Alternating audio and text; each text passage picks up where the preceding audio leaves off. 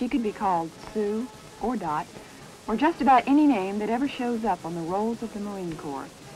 But Molly, well, it has a nice ring to it. She's got quite a story.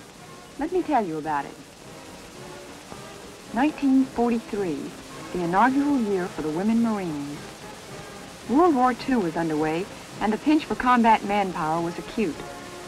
The recruiting slogan was, "Free a Marine to fight," and more than 23,000 women answered the call.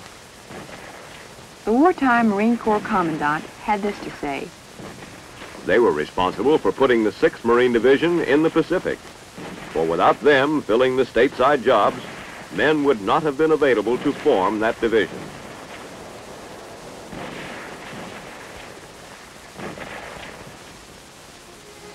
In keeping with the highest traditions of the United States Marine Corps, an apt description of women Marines in 1943 and today.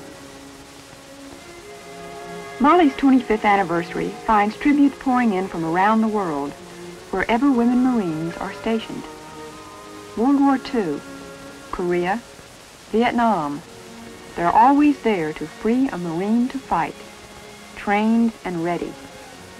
Women reservists, or marinettes, as they have come to be called, even served for a year during World War I. The key to their success, as with the whole Marine Corps, teamwork. Working side by side with the men of the Marine Corps, they become involved with just about every type of job you'll find in any big, important organization. For example, data processing, with all its facets. But Molly Marine doesn't just walk into these jobs after basic training. Normally, she attends a special course or formal school to acquire the specialized skills she needs to perform her job.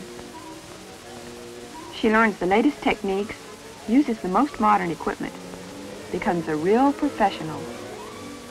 On the job, Molly continues to learn, becomes an indispensable member of an elite team, the United States Marines.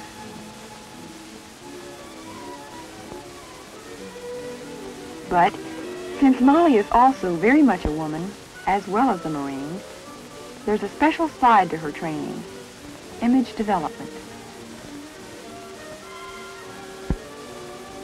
Women Marines go through a training program, much like the airline stewardesses do. Brush up on good grooming as well as the social graces. Hair care and styling, complexion care and makeup. Poise. How to wear both uniform and civilian dress. Accepted social procedures. If only the general in World War II, who was asked, "What shall we call them?" could see them now. He said, "They're Marines, call them Marines." But it's all in keeping with the traditional Marine image of smart appearance and good grooming. It pays off during duty hours and after duty hours, too.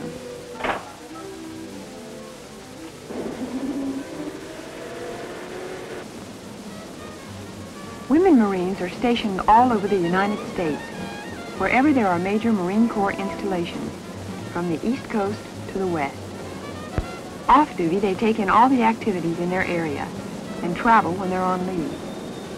You'll find Molly in civilian clothes just about everywhere you go.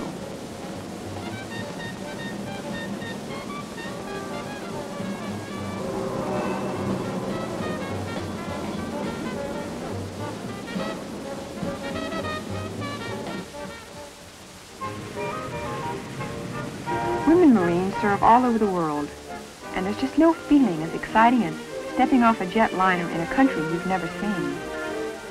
Molly is always welcomed by her fellow Marines, and within a few short days, she's as much at home in Japan as back in her own hometown.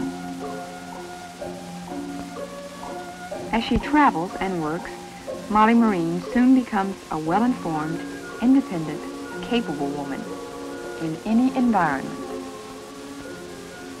She may find herself in Germany, Italy, England, Panama, the Philippines, Vietnam, on independent duty, perhaps the only woman Marine in the area, or as a member of a team of 100 or more women Marines. Stateside or foreign duty, it's exciting. Molly's work, wherever she is varied, interesting, and gives her a chance to put all that training into practice, pull her share of the load. Smile pretty.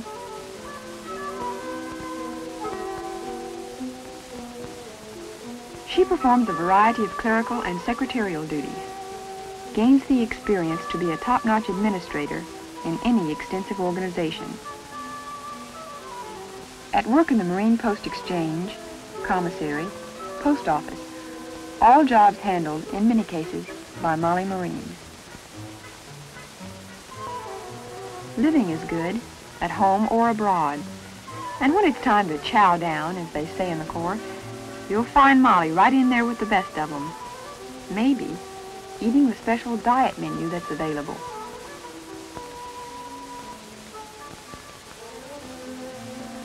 Okinawa is another duty station for the woman Marine, and as usual, she is greeted by her fellow Marines, often friends she has served with at other locations.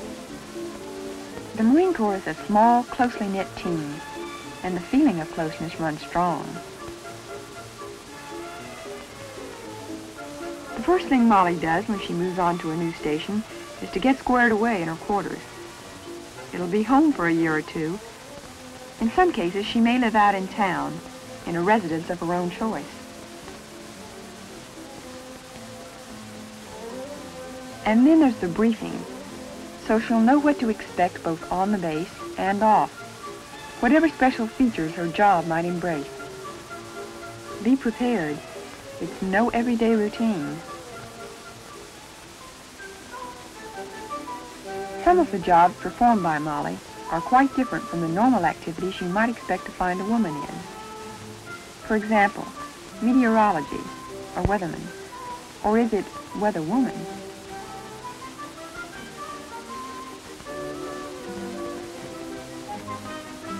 And then there's the executive secretary, perhaps to the commanding general himself, being in the know, gaining experience that will make a secretary something special.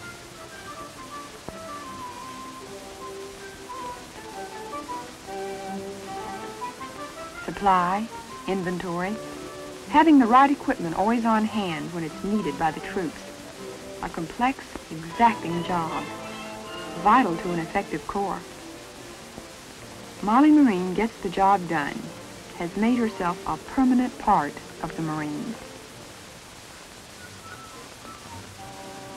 She's also made herself a permanent place in the hearts of many people around the world. Wherever she goes, she's a kind of an unofficial ambassador from the United States, with a special kind of appeal for children.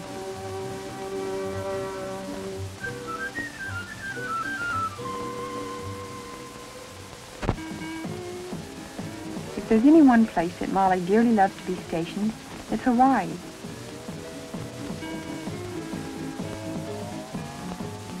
From the time she comes down the steps of her plane, she finds herself in one of the most exciting, enjoyable times of her life.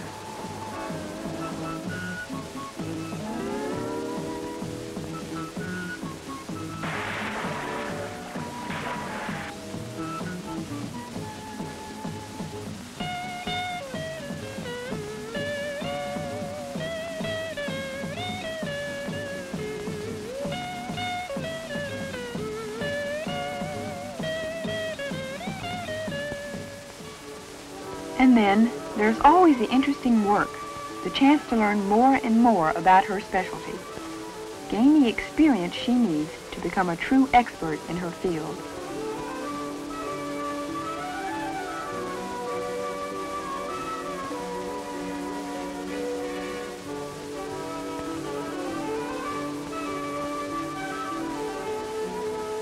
Dispersing, budget control, pay records.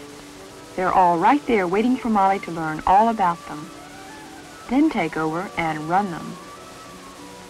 And always, the out of the ordinary, the job she probably couldn't get in civilian life, perhaps as an aircraft controller in a control tower.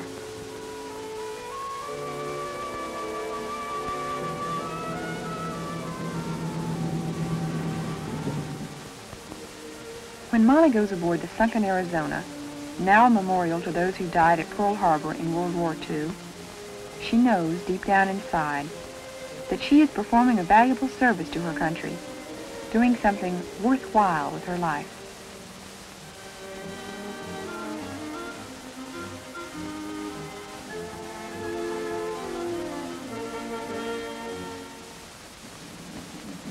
The Marine Corps has always been strong on tradition, and the women Marines have developed one of their own, an annual color ceremony on each anniversary of their formation. You'll find Molly and her sisters carrying out this stirring ceremony wherever they're stationed.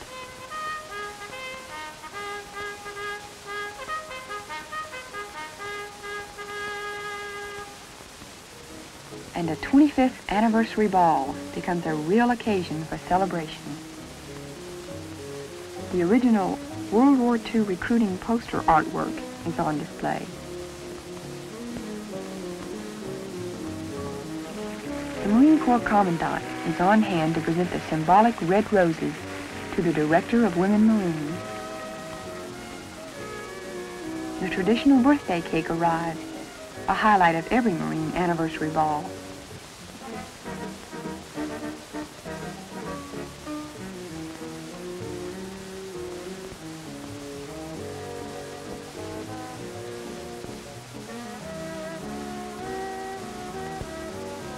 There's a brand new anniversary waltz composition to honor the occasion. It's a fun-filled affair, and you can just bet that women Marines everywhere are having some kind of celebration also, although it may not be quite as elaborate. The silver anniversary means a lot to Molly. So does the golden anniversary of the Marionettes.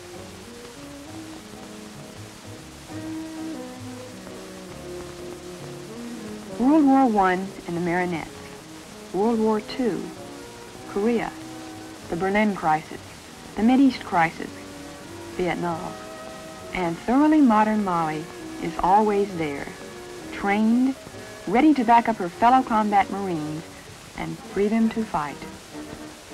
It's a history to be proud of and a solid base for the future. Molly Marine. She's carved herself a permanent place on the rolls of the Marine Corps.